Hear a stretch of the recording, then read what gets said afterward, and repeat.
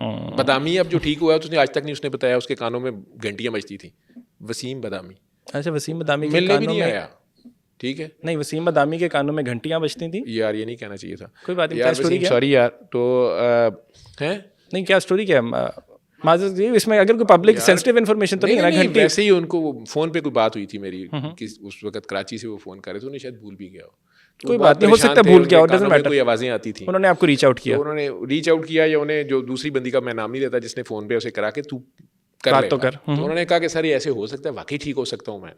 تو میں کہا یار تو ٹھیک ہو سکتا ہے, تو نے کون سا اللہ کا کچھ بگاڑا ہوا ہے, اللہ نے ٹھیک کرنا کون سا میں نے ٹھیک کرنا ہے. تو نے دعا کر لی.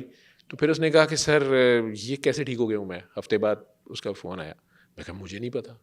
سورہ رحمان والا پروسیس, سورہ رحمان والا پروسیس, وہی علاج جو اس کو دعا اس کو بتا دی. تو اس نے کہا کہ سر یہ کیسے ہو گیا. میں کہا آپ میڈیا پہ بتائیں.